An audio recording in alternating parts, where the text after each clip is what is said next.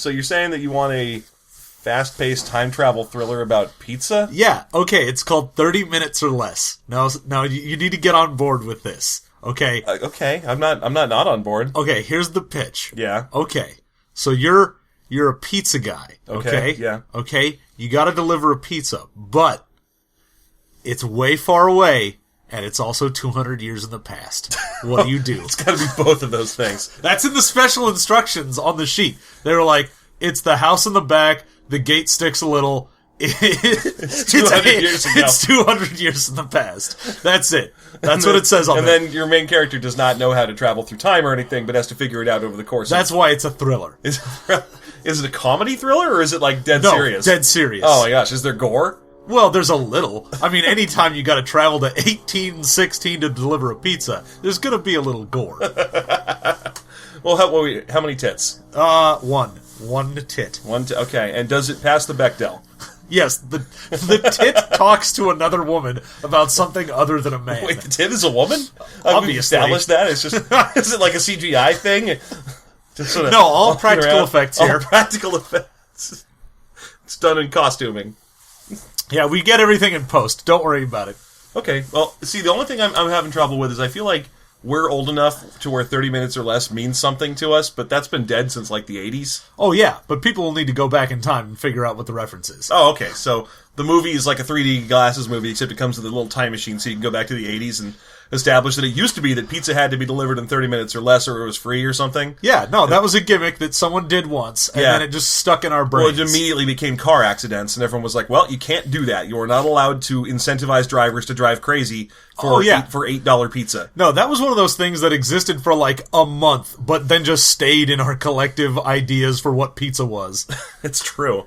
I mean, really, because the other thing about pizza is that pizza has always been a delivery food. Oh, yeah. Well, what's the deal with that? How come why can't I fucking call Islands and be like, guys, burgers, my house, let's do this. Give me some of them tacos made of chicken, come on. See, now what they need to do is they've got those trucks, the ice cream trucks that go around. What they should do is put pizza in there. And then you hear the little jingle, and you run out there and a guy gives you a slice. And, the reverse of that, ice cream shops should deliver. Okay, ice cream shops should deliver, that's true. There are pizza trucks, that's just what food trucks are. No, that's garbage. They don't drive slowly up and down neighborhoods because they don't need to. I know. What I'm saying is, I want an old man with a cart full of pizza and a little bell to just walk down and go, pizza, ding, ding, ding, ding, ding, ding, ding, pizza. Better points if he doesn't speak English at all and you have to kind of indicate pizza. Yeah, you just point to a picture. It's just got pictures of pizzas. Yeah, just different pizzas. I'll take that one that's shaped like the Pink Panther's head, I'll tell you that right now. Give me that Tweety Bird pizza. Welcome to Afterthought. I mean System Mastery.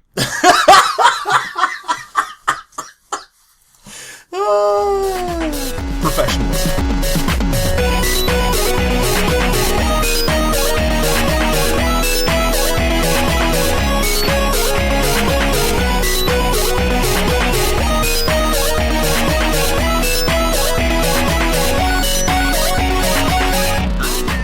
Wizards. Ralph Bakshi's Wizards. Didn't we do this? Isn't this a thing we did? Why are we back here? Well, because apparently, at some point in the 90s, which amazes me, they decided to do a role-playing game based on Ralph Bakshi's Wizards. This is horseshit. Let me tell you something. We have multiple times on this show gone, oh man, you know what was a rad property from, say, the 80s or 90s that should have had an RPG because it's set up to be like an RPG anyway? Oh, this or that or whatever. And then you know what gets it? You know what fucking gets an RPG? Wizards. Ralph goddamned Bakshi's Wizards. Well, it's got to. It makes perfect sense that this would happen. I mean, I'm not saying it's a good thing. It's not a good idea. But it makes sense that it would happen because the title of the series, or the movie, is Wizards. And it's a movie about wizards, and everyone's got swords in it, and there's monsters. So yeah, of course it's going to get a role-playing game. And also it came out at the right time. Like, you notice that nowadays there isn't automatically a role-playing game assigned to a property where it'd make perfect sense for it to be. You know, there is no I, Frankenstein role-playing game. Of course there is. It's called Promethean. Yeah, but that's older. I mean, I'm not saying licensed games. I'm saying that that era has died. I think it died with Harry Potter. There's no Harry Potter RPG. Well, no, because people actually give a fuck about the rights for their stuff now. Yes, they it used to be that role-playing games could buy the rights because no one knew what the shit they were selling them for. They were like, you wanted to make what? Huh? Sorry, you want to make a thing? You want to make some Star Trek, whatever? Fine, here's the rights. Have fun. Get out of here. No, see, what that turned into is nowadays, that's apps. Because people will give you the rights to make an app for fucking anything. Oh my god, have you counted the amount of free, but with microtransaction Marvel apps there are? Like, based on there's Marvel? a million.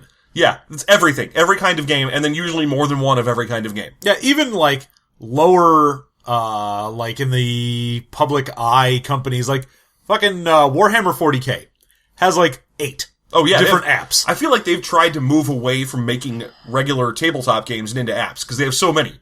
Oh yeah, it's insane, and I think that's what this generation's RPGs that have been licensed is apps. Alright, that makes sense to me. Yeah. Okay. So anyway, let's talk about Ralph Bakshi's Wizards. We watched this movie a while back, and since people don't necessarily listen to both of the shows that we do, we should probably sum up the concept of what Ralph Bakshi's Wizards, the movie, is, before we dive into how they made a role-playing game out of it. Okay. Because we're experts on this now. We're known critics. Yeah, known critiques of the worlds of movies. That's right, yeah. We're cineasts, as it were. We're the best at this. We know what we're talking about. We're those two famous film critics. Oh, we're the Gilbert and Sullivan of there you film go. criticism. Yeah, Laurel and Hardy film criticism. We are the Groucho and Harpo. Yeah, the Oscar the Groucho and Harpo the Big Bird. Oh, Harpo the Big Bird. Come on, wouldn't you like to see Big Bird do a Harpo routine? Yeah, I'd watch that. Oh, that'd be amazing. Big Bird just sort of falling on guys and cutting their ties in half and stealing their bags of hot peanuts. Okay, so in order to really visualize Ralph Bakshi's Wizards, I want you to get in your head a garbage scow. Now set it on fire and watch it for about 2 hours. Mm-hmm. That's what this movie is. Okay, now, all the stuff on the garbage scow should be old, like, History Channel, what if the Nazis had won footage? Because that's what okay, I'll run through the plot of this movie real quick. 10 million years from now, after the great wars of technology decimated the Earth and magic came back, there's a bunch of elves and fairies living in one part of the world and a bunch of horrible mutants and robots living in another part of the world. And then this one elf lady gives birth to 2 wizards, and one of them's a good guy and one of them's a bad guy, and they hate each other, and then one of them moves off and forms his own city with, like, evil robots and mutants and stuff. Blackjack and hookers. And blackjack and hookers. Literal blackjack and hookers. Both of those things, yeah. And then the other one, who's this dumpy little short gnome that sounds like George Carlin. It's like a Jersey gnome with magic. Yeah, he's the worst. Anyway, the two of them have to battle, and the evil one finds that he can control his mutants better if he shows them old Nazi propaganda, and so he does. I'm not saying like, cartoon old Nazi propaganda. I mean, he starts a film reel in this cartoon film, and what they see is actual Nazi footage. What you get is literal Hitler and a bunch of swastikas on things. The funny thing, and I said this during the movie review as well, is that all he shows is Hitler yelling in German, and then a bunch of people kind of marching and airplanes going around. It doesn't, if you take just those shots and you don't apply the context of the Holocaust or anything like that, it kind of looks like, wow, that guy looked like a good leader. And look at those troops. Aren't they marching efficiently? Like, that's all you get. Yeah, no, this is 10 million years in the future, which means in order to demoralize the enemy and pump up his guys, he's like, here's a dude shouting in a language you don't know, also a plane. And you're like, alright, we have planes. Yeah, we have planes, we have soldiers. All I'm seeing is this dude shouting, and I guess I'm inspired because he sort of seems to care about whatever he's shouting about, but I don't speak that language. I mean, do you have a translate? Oh, no. Wow. No, it's 10 million years in the future. You'd be like, what's a Jew? You were probably some kind of monster. I mean, speaking as someone from 10 million years in the future, I'm glad. Finally. Yeah.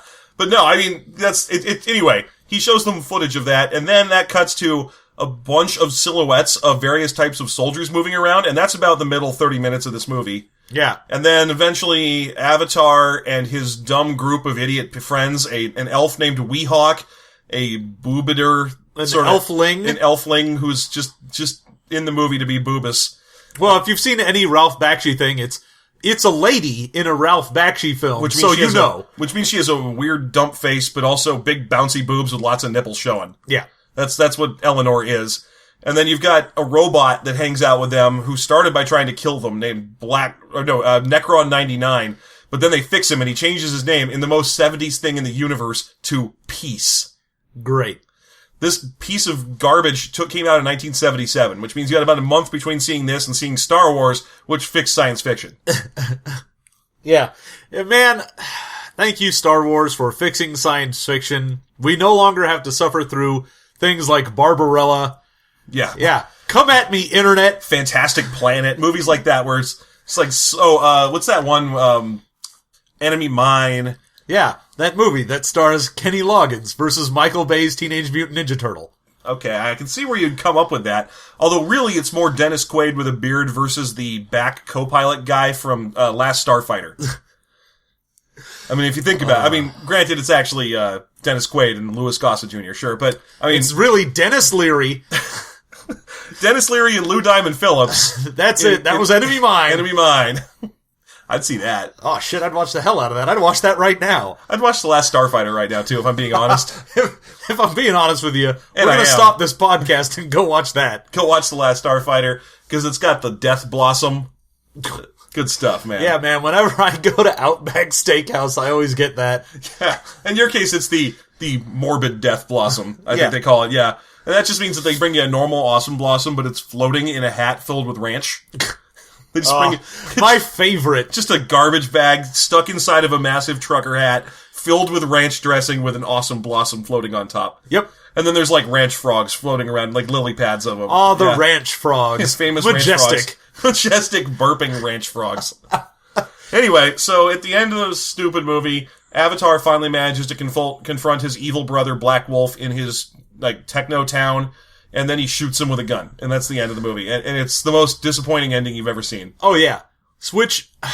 Okay, I mean, I guess spoiler alert for the shittiest movie ever, but the whole point of this film and of the role-playing game is it tells you in the beginning, like, oh yeah, we didn't really go into it in the movie, but there are two forces in the universe, technology and magic, and they are always fighting, and technology was in the lead, and it was rocking everything, and now magic is coming back, and it's winning, and technology is evil, just period. Technology is bad, magic is good, because magic means you're influencing things with your mind, but technology is you're doing it with your hands, and I'm like, okay, who cares?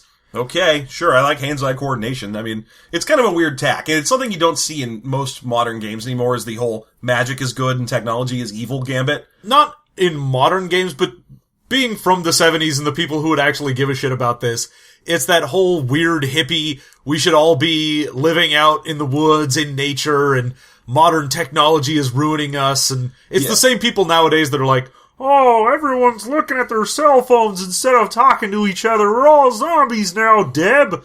Well, I was going to say, why is Ray Romano so angry I don't know. Halfway through that, I was like, why am I Ray Romano? I know. It's like, man, Kermit's really mad about technology here. What's going on? I mean, normally, yeah, he sits around in a swamp with a banjo a lot. I understand. Oh, yeah, he's really in touch with nature, and then he's like, oh, Miss Piggy, we need to stop using cell phones. Yeah, Miss Piggy, it's quite complicated for us to have sex without modern technology.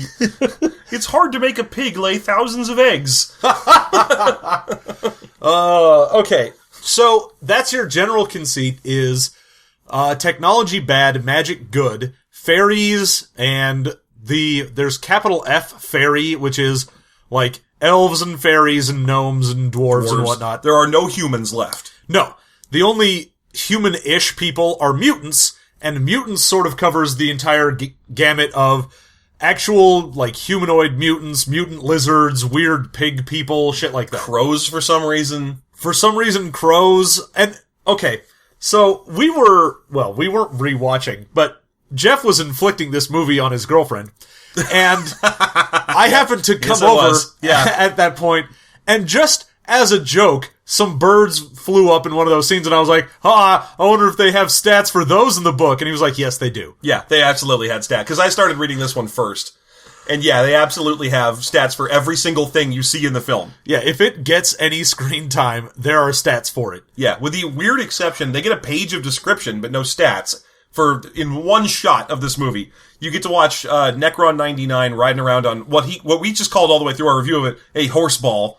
Yeah, it looks like the anthropomorphic personification of a tuba solo is what he's riding around on. That is actually yeah,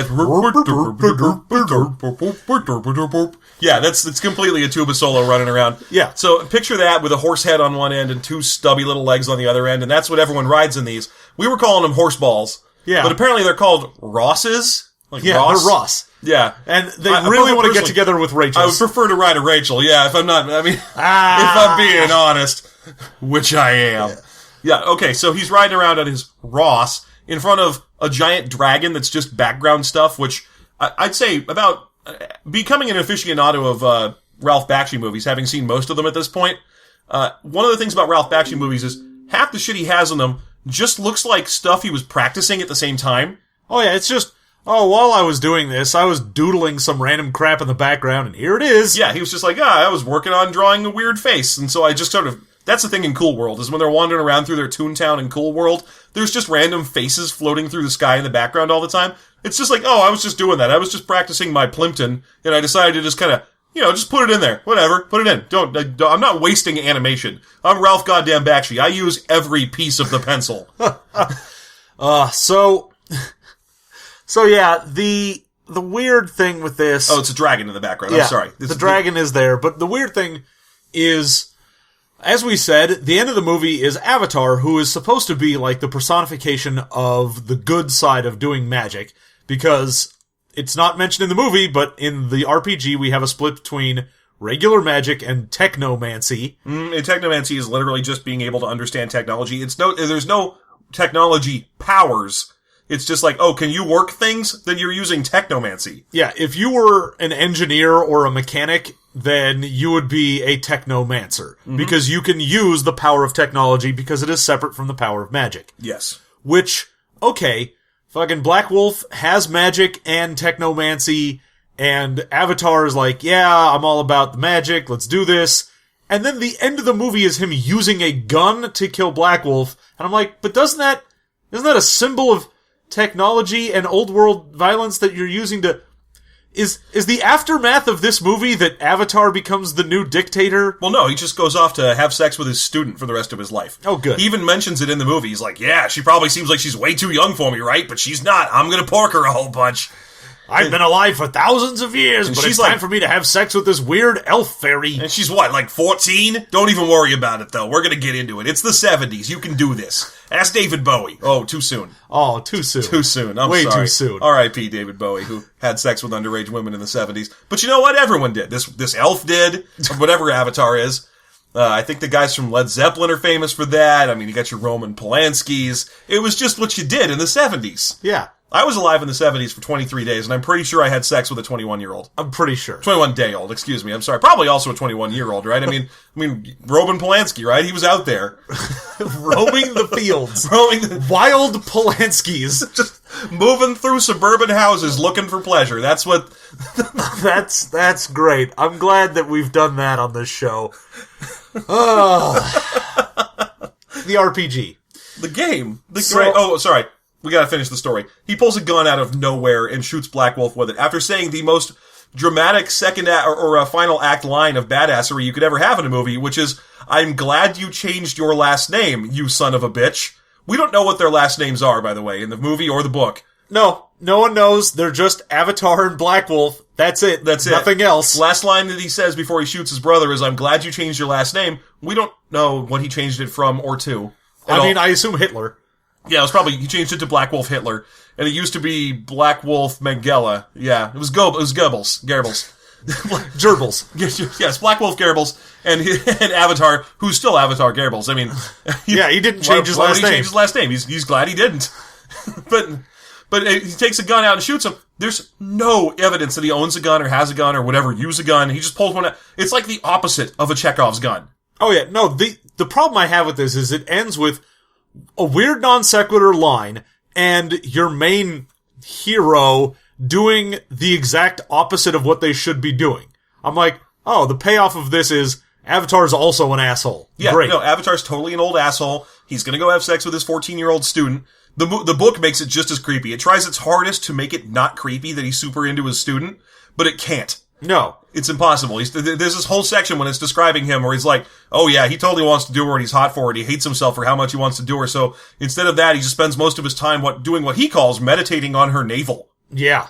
Which is just staring at her tits. Which is just the creepiest thing you could imagine. Oh yeah. No. Well, if there's one thing that's super creepy, it's anything Ralph Bakshi does. Yeah. I mean, to be fair, Eleanor is drawn as basically a pair of boobs connected by a napkin. True. That's basically, and what's amazing is she looks like garbage in the movie, because everything in that movie is poorly drawn, but this book has worse art, somehow. Oh, yeah. It's someone essentially doing the shittiest fan art of Ralph Bakshi's already shitty art. All the stuff in here looks like someone's submission to draw a Fraggles coloring book. Alright, so, okay, let's talk about the rules of this game, because we're 15 or 16 minutes in, and we're still just randomly bagging on Ralph Bakshi again. Well, yeah, because how can you not? It's hard not to. So, this is very much a product of the time it came out, which is around the AD&D time. Well, it's 1992-ish, yeah. So, I mean, I think you had second edition at that point, but you're right, it's around the AD&D times. Around the AD&D times, so which you're rolling means D20s, lots of D20s. You've got the D20, and it does the thing that a lot of the people who are like, well, how do we differentiate ourselves from D&D? You want to roll low instead of high, so a natural 1 is good. Mm-hmm. Okay, great. Great, sure, whatever. Reverse the D20, we're fine. Yeah, so it's all roll unders instead of rollovers. Mm-hmm. You have your primary attributes, which you just get a couple more than your standard, but it's still strength, intelligence, dexterity, charisma, constitution. You put perception in there instead of wisdom. Mm-hmm. But then you get size and willpower. And size is just literally how big you are. That's correct, yeah. It's just the size chart from, like, Ninja Turtles. Yeah, and because you could be a tiny little, like, flying fairy, or you could be a big old mutant or whatever. I don't even think they had the stats for playing as mutants. They just had, you have to play as these good guy races, and the good guy races are, like, 3 colors of fairy, 3 colors of elf, and then gnome and dwarf. Yeah, you can get, like, I'm a yellow elf, or I'm a brown elf, which is weird. We've been talking about the brown elf for years, right? I mean, that's the elf that goes off to poop from his other elves and becomes a poop elf subrace. Yeah. Yeah. The poop elf. Yeah, the poop elf. I mean, that's the thing with elves. If elves split up for too long, they turn into 2 kinds of elves. Yeah, if an elf is around something for too long, he becomes an elf of that. Yeah, so, if an elf ever goes off, that's why elves go to the bathroom in groups. Yeah, because you need to stick with others of your kind to contain your type of elf. This is all stuff you can find in our book. Dwarves are from Mars and elves are from Venus. Our book, dwarves are from Jersey.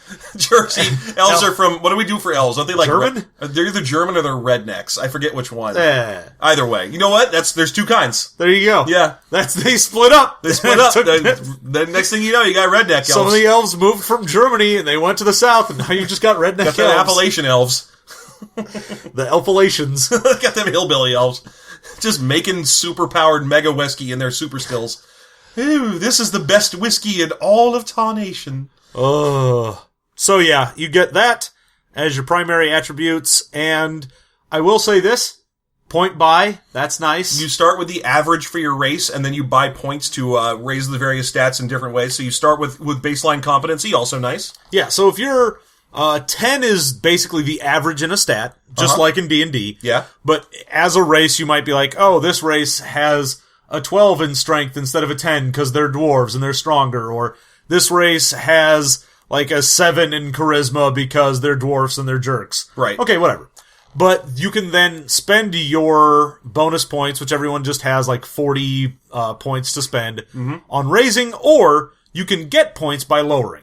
Yes. So if you start out and you're like, oh, I'm straight 10s, I'm just completely average, you can go, all right, well, I'll lower a few of these that I'm not using down, and I'll get some bonus points, and then raise these up, whatever. This is a great example of what we were talking about just recently in the afterthought about how we don't want to roll for stats because no one wants to be forced to play a character with a low stat. This is a great solution to that. If you want to play a character with a low stat because you have a weird story to tell, then you can just lower that stat and raise some other stat in compensation. Yeah, if you want to say, oh, I'm like chronically ill, I have a constitution that's like 4. Yeah. Okay, well, this gives you your points for going down to a 4 as a compensation for doing that. And you made the choice to do that, so it's a good system. Yeah. Yeah, it's a basic system. It's also because it is a game that is around the 90s, has a bunch of derived stats. So you've got like your might and your spirit and your movement and your reaction speed. It's the latest in a long line of games that doesn't have any kind of hex system or grid system on which combat occurs that still gives you an extremely granular speed mechanic for some reason. Oh yeah, they're like, oh, well, we need to know exactly what your speed is because reasons. I guess if someone's trying to run away from you. Yeah, or you have to run down a big hill and you can't bring your Ross. That's a major thing. I can't bring my Ross. I can only bring my Chandler. And could he go any slower? God damn it! Yeah, I knew I would work that in there somewhere. No, it's good. I can't think of any other jokes from that show because I don't remember it in the slightest. Oh yeah, well, plus every other joke I can think is like I can name the characters. I'm like, well, I guess I could ride a Phoebe, and then I'm like, no, that sounds unpleasant. No, I mean, I would be riding for her. Oh, obviously, yeah, but Lisa Kudrow can do better. I would be riding my Joey, but I would need to know how he's doing. That is what he said. Yeah. See, I've watched like 4 episodes of that miserable show. Do you think they ever got together? Oh, wait, we know they got together. That was the end. Of course they did. Yeah, never mind. Okay. So, in addition to that, you figure out there are 2 different versions of hit points in this. Yeah, you do have shock points. Yeah, you have shock points and then hit points. Yes. Shock points are they're the Rift's version of SDC and hit points of if you take a whole bunch of damage to your shock points, you'll fall unconscious, but you'll regenerate them faster. Hit points are you are actually like bleeding out. Yeah, they're kind of like your subdual and lethal damage types. With the exception being that you take them both at the same time.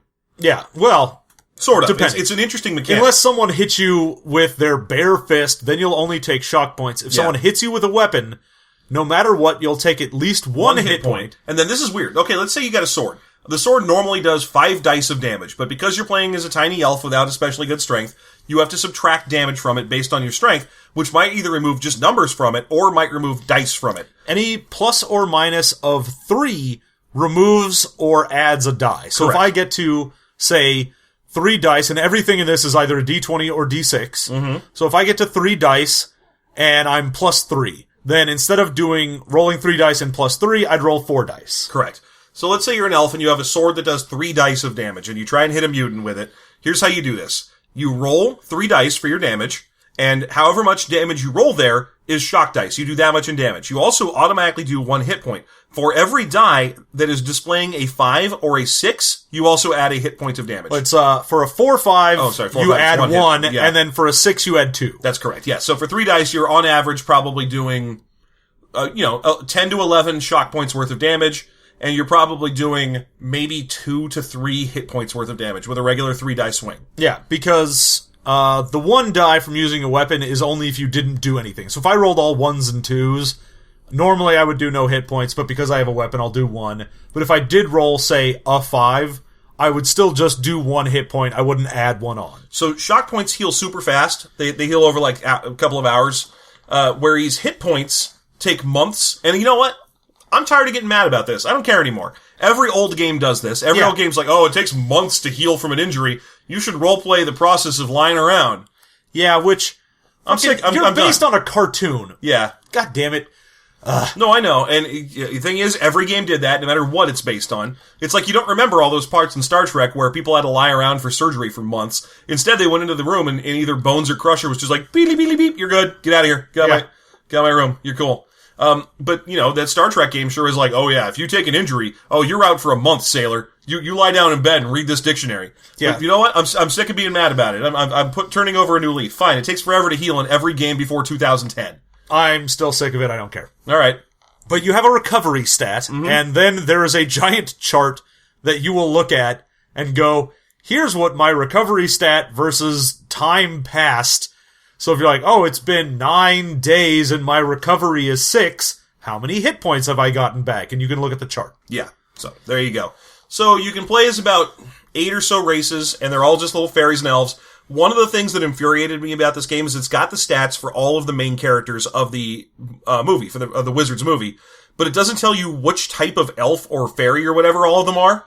Yeah, you get 1 or 2, so it's like, Eleanor, our main boob protagonist, is an elfling, which is a combination of an elf and a fairy. Right, and that means that normally they're just sort of big elfy looking things, but eventually, if they practice a lot of magic for a long time, they get their fairy wings back. Yeah, so you have just someone that's as big as an elf, but has fairy wings. Yes. Great. Weehawk is a elf. He's the leader of, like, Montagar elves or something. There are two kinds of elves. There are yellow elves and brown elves. I think there might also be blue elves for the bad guy elves or something. But we don't know which kind he is. I guess you can kind of guess that he might be a yellow elf because he has kind of yellow skin. Maybe? I mean, let's be clear. Weehawk looks like the Charlie Brown of elves. He's like mostly misshapen giant head. Yeah, so we have the red elf, yellow elf, brown elf. We have a dwarf or a gnome, and then you can be different types of fairies, so a mountain fairy or a wood fairy. Mm-hmm. And then the elflings. Right. And the elflings, I think, come in regular and blue. Yeah, there's just... Again, it's because the movie. The movie has one shot once of some hard-trodden, or hard-beaten-looking elfling prostitutes. Yeah, well, that's the big thing. Yeah. Is, in the mutant lands, if you're an elfling, you are usually considered, to the racist people, they're like, oh, you're half elf, half fairy? You're too mutated and weird to hang out with us. Yeah. But then in Scorch, they're like, oh, you're too elfy and fairy-y to hang out with us mutants, so they don't fit anywhere, and they become prostitutes, unless you're in Montagar, the main all-inclusive, everyone's happy city, and then they have a progressive knowledge of things because they're going to have an elfling be their queen. All the stuff that this book told me about that movie, I did not pick up from watching that movie. No, you get nothing from that movie. Yeah. That movie is boring and terrible. Well, I mean, the weird thing about this book is, I was going in going like, I remember all these things I hate about this movie. It's set 10 million years in the future, and somehow Black Wolf has a bunch of pristine footage of Nazis from World War II. He doesn't have, like, the Discovery Channel special on Nazis. He has, like, the film reel that Hitler shot. But it's like, how did that survive for 10 million years? We don't even have that shit now. Yeah. And the answer in the book is that this isn't Earth. This is a world very similar to Earth, except that magic makes it so that old technology lasts longer. Except it then also says, yes, this is literally Earth. I know. It goes both ways, but it's like, it literally thought that, whoever wrote this book also watched the movie, also got mad that footage lasted for 10 million years, but then took the second step of justifying it in the book they wrote about the movie. Yeah.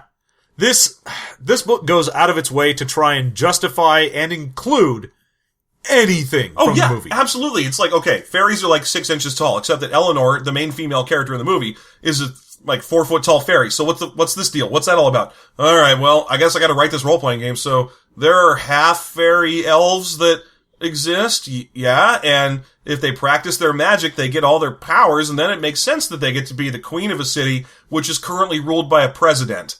Yeah. Okay. Well, because normally it's ruled by a queen, but then the queen died, and her husband is serving in the interim. It's her dad. The queen. Oh, okay. The queen's husband, her father. Right. Her father is the president. The president because he can't be the king because you can only have a queen, so he is the steward of Montagar called a president. Now, it doesn't go in... This is one thing I was hoping it would explain, is why is he wearing a goofy mask in the movie? Oh, because Ralph Bakshi is an idiot and I hate him. That's why. Because I was hoping, like, it went out of its way to be like, why is there one shot of Necron 99 wandering around near a giant dragon animation? That's a fog dragon. There are 3 kinds of weather dragons, and all of them live and wander around the planet, and they're quite dangerous sometimes, and blah, blah, blah. And it's like, this is going out of its way to explain a 4-second shot in this movie. Yes. But then, at the same time, why is the president of Elftown wearing a stupid, like, Harlequin mask? Don't worry about it. No, it's cool. That's just what he does. We got this. That's fine. Yeah.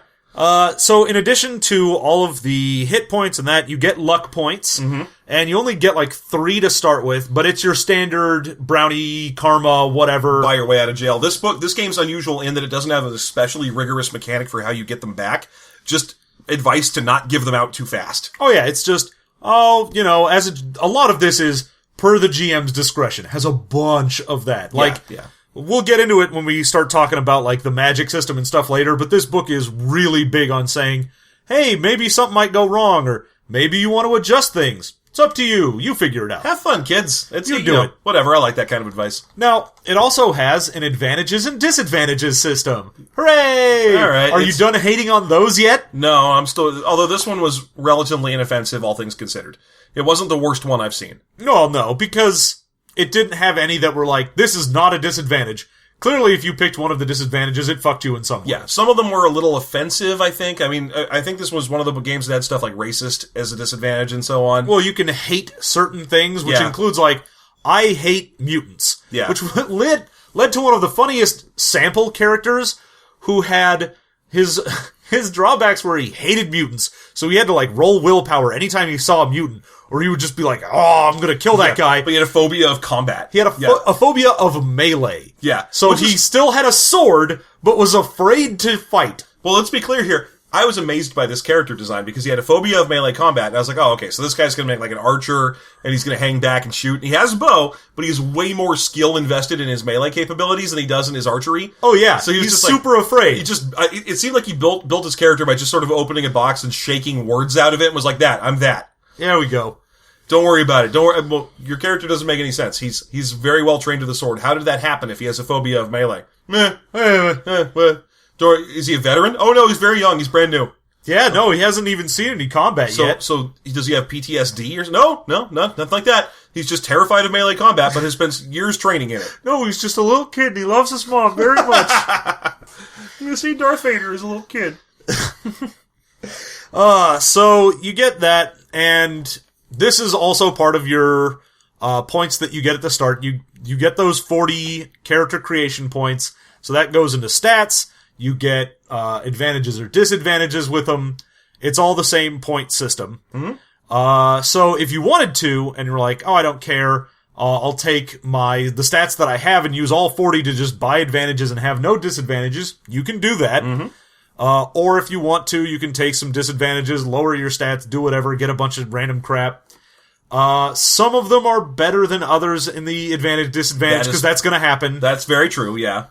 Because you're going to find things where it's like, oh, you got a phobia, and you got 2 points for it because you're afraid of something you'll never see. So it's like, I'm afraid of dragons. Okay, there are 4 in the world. Who cares? Yeah, that's perfectly fine. And why would you be afraid of them? All they do is sort of sheepishly retreat into the distance. But then even if you are like, oh yeah, I'm scared of dragons, I run away from them. Okay, good. That's a good response to a dragon. It's a good idea. Good. I've always loved buying advantages like that. Like, I hate skeletons. Every time I see skeletons, I gotta beat them up. Well, yeah, it's the same thing with I hate mutants. Oh, well, this is a game where elves and mutants are, at war. Yeah. So that's... okay, why do I get points for that? I get real angry when I take damage. That's my power. Or my disadvantage. It's like playing a World War II RPG and you're like, oh, I have the disadvantage of I hate Nazis. You're Nazis. Like, what? But no, get this though. I'm Italian. Wait for it though. I'll surprise you. Didn't see that coming. I also have the disadvantage of Jewish. Oh, that is a tough disadvantage. Be one of those Italianate Jews. Italian Jews that hate Nazis, but I got so many points for it. Yeah. Anyway, moving on. There's a skill system in this game. And you get an interesting thing. So a lot of RPGs at this time also had this, but it was pick your careers. Yeah, it does the skill package thing. It's very similar to the way Ninjas and Super Spies worked. Yeah, so you can either choose to do something where you pick one, and it's all I've done is this. So you go, okay, this is my primary, and whatever skills it lists in that. So if I say picked the assassin as my career, all of the skills that come with assassin, so like ranged combat and sneaking and all of that, I would get a really large amount of skill points in those, but it would be the only things I got. Yes.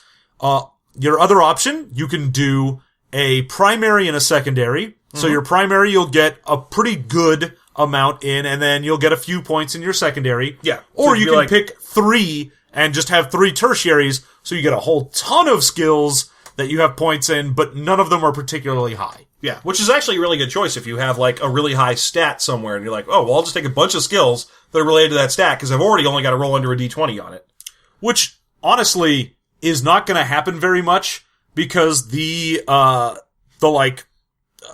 skills in this, most of them are either neutral or difficult. Yeah. Which neutral means you just have, like, your stat as the baseline, and then you can add skill points onto there. Or, if it's difficult, it's your stat -1. Yeah.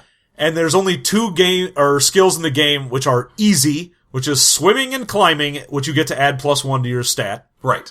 And then there are impossible skills which start at 0 no matter what. Right.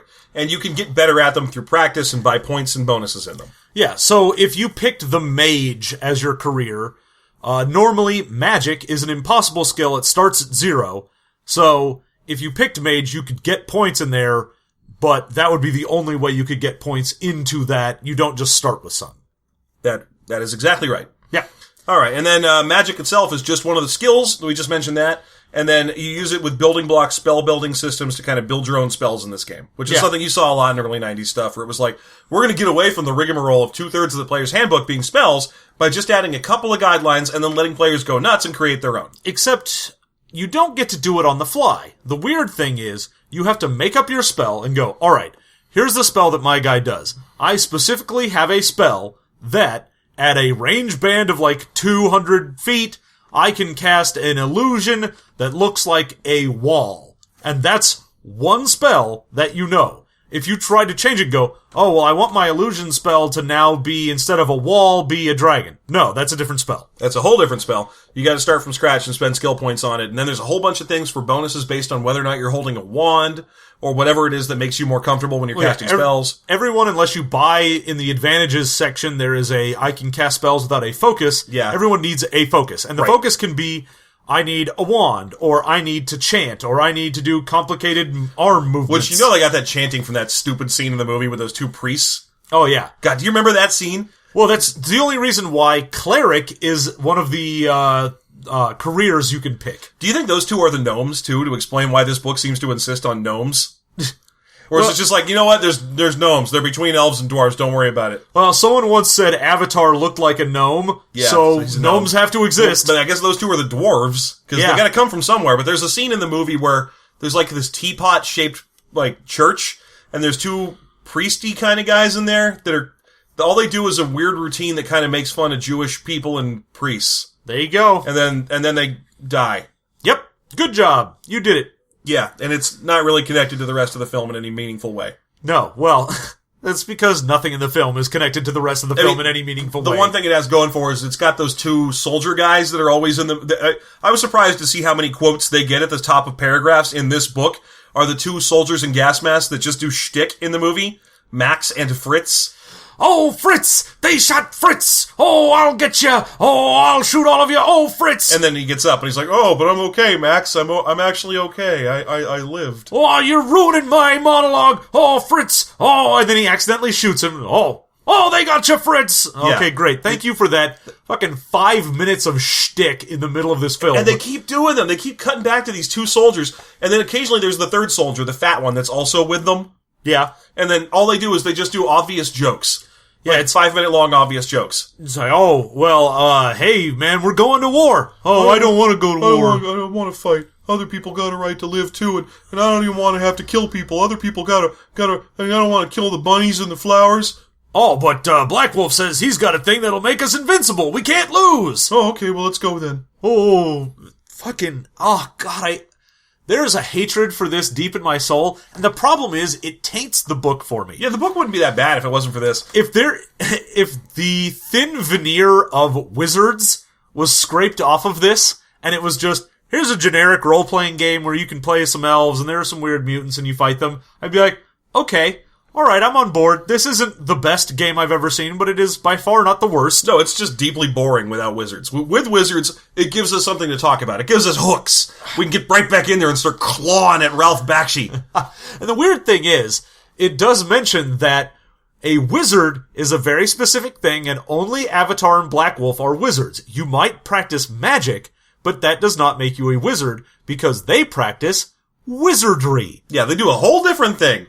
Which, based on the movie, no, they don't. You know, well, it's what can you do if you're a wizard outside instead of a mage? Mostly conjure cigars and turn lizards into like lamps. Yeah, float backwards onto your horse ball and everyone laughs at you.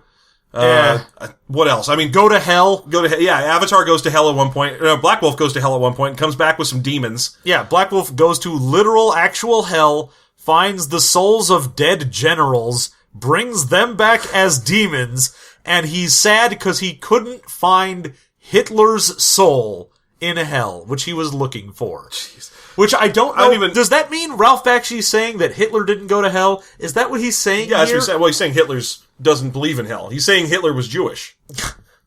That, of course. So he's an Acheron instead. Perhaps the most offensive thing I've ever said on the show. just now. I don't even know. I mean, one of the things about Black Wolf's army that we can't stress enough is that it's just random assortments of rotoscoped footage that's been converted to silhouettes. That just they just show for hours. Oh, do you have some footage of a bunch of old medieval knights running around on some horses? All right, we'll convert that to a silhouette and put it in there. Which is the weirdest thing, because the whole point of Black Wolf's army is that it's supposed to be technology-based. The whole thing in here is how Black Wolf and the mutants and everything are still clinging to technology, so they use tanks and planes and guns and their bombs. And their bombs, and their bombs, and their bombs, and their guns. And zombies. Zombies. Yeah. Zombie. E. Oh.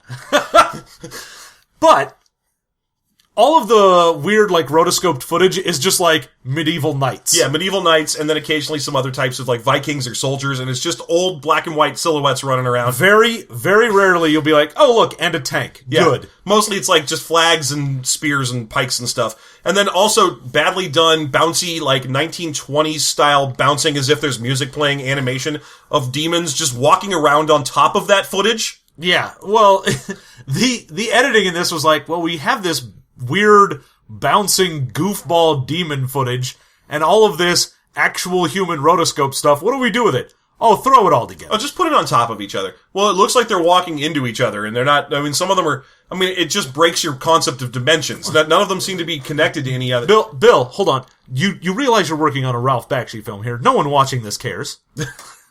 This is something you fall asleep to because you're stoned in the first 10 minutes, and then you wake up at the end and go, wow, man. Guys, have you seen this movie? It's amazing. Oh, it changed my perception of war. Good. Great. You have a half-remembered dream about wizards and Nazis, and it changed everything for you. Oh, my gosh. I hate you. I hate everyone. You know what? It's still not the worst Ralph Bakshi movie, ever since we watched that one about growing up in New York in the 70s. Yeah, that deeply racist and boring movie. Yeah, it's got some homophobia, it's got some transphobia, just kinda, oh yeah, it's amazing. It throws everything in there. It's even mean to the disabled. Yeah, it's a giant pot of being the worst person possible. Yeah. And then it cuts to live action, and he starts doing all the shit from the movie in live action. He's just running around telling a black woman about the how they should be friends because she was in a dream he had. I had a dream about how awesome your butt is. Let's be friends. He's like, oh my gosh, it's the girl from my dream. Look, you need to be my friend. In my dream, I pimped you out for like 20 minutes, and then you got beat up real bad, and then I beat you up real bad, and then I threatened you with a bottle, and then I changed my mind, and then we were friends. Yep. Come with me. I'm a white guy. And she's like, okay. Yeah, I mean, everything up to the okay is probably a standard thing that happens in New York, though. It's a normal New York pickup line. Yeah, walking along the streets of New York, I have to imagine a crazy white person runs up to you and goes, Hey, I had a dream about you, and we were best friends, and you need to be my friend right now, or else I'll beat you up, but I love you so much. I'm pretty sure that's New York. That's the Humans of New York blog from start to finish. Yeah. It's that or some insufferable hipster. Yeah. Yeah. It's either some guy who runs up to the Humans of New York guy and is like, take a picture of me, I got a pigeon in my shirt. Or some guy who's like, take a picture of me, I have an artisanal pigeon in my shirt. That's it. That is New York. You're either crazy or ironically crazy. Yeah, this is coming from California. Suck a dick, East Coast. Take what? We're sick of your movies about how great your city is. Yeah, fuck you. Fucking stop it. Take your Woody Allen and stick him up your ass. And for everyone who isn't in America, this has been East Coast West Coast feud with System Mastery. Thank you very much. We're waiting for our response from the East Coast version of System Mastery, which is, as of course, performed by dwarves. Of course. Of course. So the only other thing to really get into that is weird in this, outside of the magic system, which is that weird component where you're like, oh, here's range. Did you want it to be right next to you? That's nothing. 5 feet away from you. That's one point. One magic point, and so on, yeah. Can affect, the dragon summoning spell, for example, costs like 22 spell points to cast, because it summons a dragon from anywhere in the world. Yeah, because the summoning is one component, so you could be like, oh, if you're summoning like a bird, that's 1. Yeah. And then it goes up the list for different sizes, and then for 12 points, it is dragon. But then, if you had just summon dragon and nothing else as your spell, it would be, I can summon a dragon that is standing right next to me. Yeah. So, good. Great, awesome. There he is. I did it, guys. Yeah. Oh, that's going to be the character I build. I'll tell you right now. My character's nothing but things that can summon stuff that's already there. Yeah. That's going to be my character. Look, guys, I'm a wizard. I summoned a thing that's already here. I did it. It's wizardry. But you'd have to go and get the distance is a different power. So you go, okay, great. All right. In distance, I'll put down that I can do something anywhere in the world, which is like 10 points. So now I've got a 22-point spell, which is impossible to cast. Right. Okay, so the last thing to really talk about is probably the combat system in here. Yeah. Which is very close to unremarkable D&D style. You roll under instead of rolling over, you roll initiative, it's all pretty much the same. The one thing I thought was kind of innovative about the combat system is that you can buy reductions in your initiative in exchange for reductions in your chance to hit. So, for example, if you're going on initiative 17 and you really want to swing at 15 so you can go before a guy, you can take a -2 to hit and drop your initiative to a 15. Well, technically, initiative is still up, so you'd have to add to your initiative, but whatever. Whatever. You get the gist of what I'm saying. Yeah, you can go faster by swinging less accurately. Yeah, I thought that was kind of a cool trick that you don't see in a lot of games. Yeah, the nice thing about that is it generally doesn't say that the NPCs should do this. Yeah. Because otherwise, I race. sacrificed 3 so that I go before you. And the other guy's like, all right, I sacrificed 2 so I go before you. Eat a dick. Yeah, it would become an arms race normally, but it does say the NPCs don't normally do it. Yeah, because the way combat works is the GM has to declare, this is what the bad guys do. Then the PCs can declare what they do. So they've already said, all right, I'm going to jump out a window. I'm going to shoot you. I'm going to run away. Whatever they're doing. And then you get to go, oh, well, he's going to jump out a window, and he goes before me, so he's going to get to do that before I can shoot him, so I'm going to take a penalty and shoot him first. Right. Another thing about this book that I thought was pretty impressive is that it is sufficiently violent to make sense for the movie. Because the movie doesn't have a whole lot of characters brushing off hits. Oh, well, the damage in this is insane. Yeah, everything's lethal. Yeah, the lowest damage you can do is 2 dice, and that's if you throw a small rock. Yeah. Everything else is like, oh, did I shoot you with a gun? 4 dice of damage. Did I shoot you with a bow? 4 dice of damage. We don't care. Everything does like between a 4 to 6. Yeah, which makes the game, because you don't have a whole lot of hit points to start with, so the game is very lethal. Oh yeah. If someone manages to shoot you with, say, a longbow that does 5 dice of damage, and they just roll well, you're probably sitting at maybe 20 shock points and a few hit points, and if they roll like 3 6s in their 5 dice, you die. You're dead. Goodbye. Yeah. There was also I thought this was an interesting thing. There's a rule in this book. It's supposed to be like a suggested house rule, which I've never seen before, and it seems like the sort of thing that should be super obvious, but it basically is telling of the times, is if your character sacrifices himself for the good of the other characters in the party, and it would the damage he takes for sacrificing himself would render him unplayable, then you should not be forced to start your character at level 1 compared to everyone else, and instead should get a new character who's as powerful as everyone else, like when they get to the next town. Yeah. It's like, if someone does a heroic thing, don't punish them by making them start with a level 1 character. Give them a good character again. Yeah. I thought I was like, oh, that's a good house rule. It's nice that, it's like the training wheels of never do that. Never like, oh, your character died. You're level 1 now. You have to hang out with these other guys who are level 10. Which is the dumbest thing, because at that point you may as well just be like, alright, well, you guys have fun, then I'm leaving. Yeah, I'm gonna leech XP for 5 turns, because if there's one thing I hate, it's tabletop role-playing games from video games. Because that's what that is. If you're level 1 guy hanging out with level 10 people, you're like, alright, well, one fight will make me level 3, so this isn't that bad. But you're still just, oh, what do you do? Oh, you sit in the back, and you're just there to get the XP while these guys do stuff. Exactly. So, anyway, I thought that was kind of a neat house rule to see. There's a couple of innovative ideas in here. And you get, instead of armor adding to how difficult it is to hit you, it just takes shock point, hit point off the damage total. It's just soak.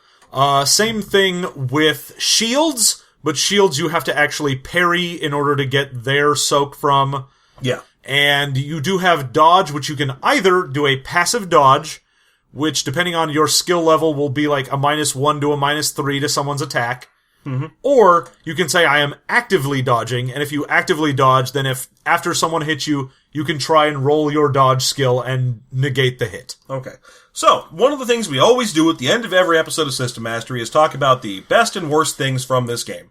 So I'm going to start right off the bat by asking John, what was your favorite thing about Ralph Bakshi's Wizards, the role-playing game? Okay. I'm sorry, I want to know what your favorite thing about the movie was. Oh, my favorite thing about the movie, which we already answered when we reviewed it, was that it ended and I didn't have to watch it anymore, but then you played it again and it negated that. So now I don't like anything. You hate all things. What was your favorite thing about this role-playing game? I liked the magic system as much as it's sort of weird and wonky that you have to make a spell for everything. Mm-hmm. It did at least have rules for if something is close to what you were normally casting, you can just adjust the difficulty or it takes more spell points.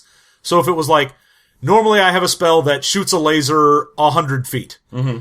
If someone is at 150 feet, you can spend an extra spell point or make it more difficult and just extend the range by 1 or whatever. Mm-hmm. They're like, as long as it's basically the same spell, you can adjust a little bit. Mm-hmm. And it also gave the advice, which was wonderful for an adjustable magic system, which is, your players are probably going to try and make the ultimate spell that will be used for everything. Don't let them do this. That's stupid. Yeah. And I was like, thank you. Thanks. That's good advice for a game that has a modular spell construction system. I mean, that'd be great advice to give, for example, in a GURPS game.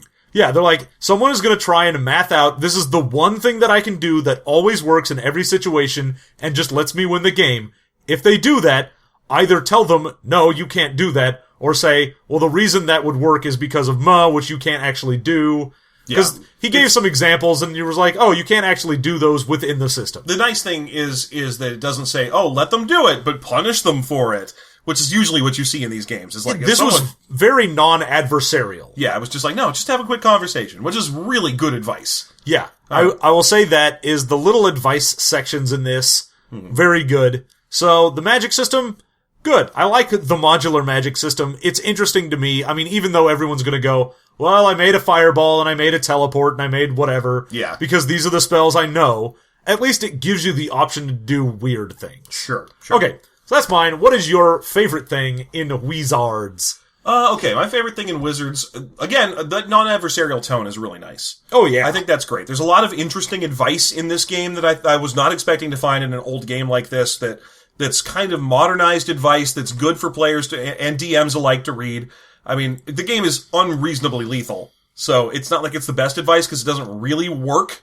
It's like, no, don't send your players into something that'll kill them. Everything would kill them. But other than that, I'd say my favorite thing in this, I'm going to say the innovations in the combat system. The whole reducing initiative to go faster, the swinging wildly thing, that's smart. I'm surprised I've never seen that before. Okay. So I thought that was pretty clever. I was impressed to see it. I'm sure someone's going to point out to me that it's broken for the following 10 reasons. Well, here are 5 different RPGs that use that system that you don't know about. Either way. Yeah, whatever. Yeah, I liked it. I thought it was a pretty clever innovation. It's a good thing to be able to play with the initiative system like that won't break the game. Because it's still, you get to go once on that 20. It's not like if you go fast enough, you go twice. Yeah. Because that would break it. Alright, what would you say is your least favorite thing? The skill system in this is kind of not great when you start. Yeah. Because most of the time, you're gonna have, unless you are like, oh, I went specifically in I only have one career, which gives me like +6 to whatever skill. Yeah. Most of the time, I was looking at it, like, they have sample characters and these terrible chances to succeed, yeah. You're awful. It's like, oh, you have to roll under. What am I rolling under? Like a 6? What? Yeah. No, that's not ever going to happen. Like, the highest skill in their sample character was an 8. Yeah. And that was the best thing that he did. Yeah, you're supposed to get better over time in this game, but you're not, it's one of those games where, for as much as I was talking about how the stats give you baseline competency in this game, it's not really true. The skills kind of break that for you when your character starts as a complete nitwit. Oh yeah, it's the problem of a level 1 starting character in this is basically just slap fighting his way through existence until he gets to the point where he can do something. Well, it's one of those things that ruined 2nd edition D&D for me. Like, I remember when I was coming into 3rd and 4th edition, and I'll give a rare compliment to 3rd edition here, 2nd edition had those thief skill chart percentages. Oh, yeah. Remember that? It was like, what's your chance to pick locks at level 1? Oh, like 18% if you're a specific race. What? I'm never going to try and roll that. Why would I roll? Especially if it'll put me in danger to roll this. Oh, you say my hide is a 10%? So I have a 10% chance to hide from those? Yeah, I'll hide from those orcs. Yeah, let me try that. Yeah, let me do that. They immediately see you and stab you to death. Why do I have this skill? This is pointless. I feel like I have the same chance to hide that the fighter does. And basically you do. Yeah. So that's the sort of thing that ruined me, was when you start your character's skill percentages unreasonably low, they will not even try to use them. No, and it's the same thing here. The only things people are really going to try and use are, like, the combat skills because you have to. And unless you're making them fight people that are just as idiotic as they are... Which you are. Which Yeah. again, at that point, you're just slap fighting your way through things. It's, I shoot at you. Okay, it shoots off into the distance. I shoot at you. It shoots off into the distance. I run at you and swing my sword. You whiff. Okay, I swing my sword at you. I whiff. Okay, wonderful. This is dumb. Why are we doing this? Right. So, there's that. I think that's probably the worst thing in the book for me is that beginning baseline skill set where probably about, like, 1 in 4 times you'll succeed. Yeah. Okay, so that's me. What about you? I'd say my least favorite thing in this is the unusually slavish devotion to statting out everything in that movie. I mean, there's no reason. There's so much... It's a Bakshi movie, which means there are just random nonsense things in every frame of the film. You know, for every time there's a major character having a serious conversation, if you look behind him, there is a stupid-looking cartoon demon bouncing around. Oh yeah, there's definitely a tiny pig man with a boner trying to talk an elfling hooker into having sex with him in the background of everything. Yeah, just because that's what it... I mean, it's almost like he just hired Sergio Aragones to come in and just doodle all over the margins of his movie. He was like... Or in that Futurama episode where they were directing the film... And they were like, yeah, just the extras should be running around in the background and throwing pies. You can't have a boring part to this. So every background should have 80 guys in it just running around doing whatever. That's the thing you get in Bakshi movies. But this book was like, well, let's stat that shit. What, there's crows flying overhead in a shot? Those crows get stats. Well, the book is only, to be fair, about 120 pages long, which means they were like, oh god, we need to pad this. Yeah. It's interestingly slavish. I guess I could put it at. It's very detailed for what it is. But the thing is, I hated wizards. Oh yeah. It's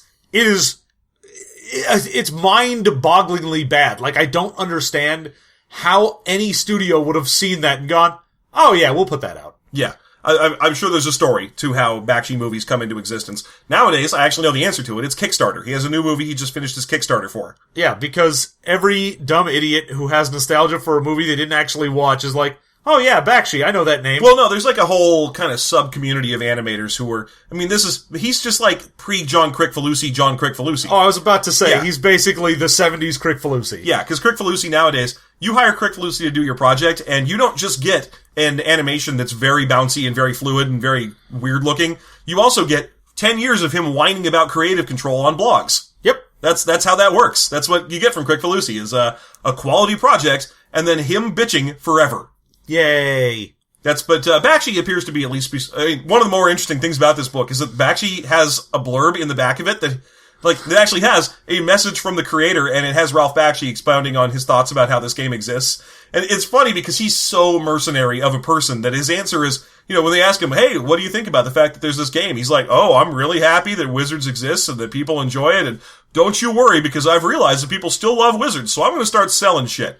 I'm going to have t-shirts and pencils and more movies are coming, and don't you worry, if you want to spend money on Wizards, I'm Ralph Bakshi.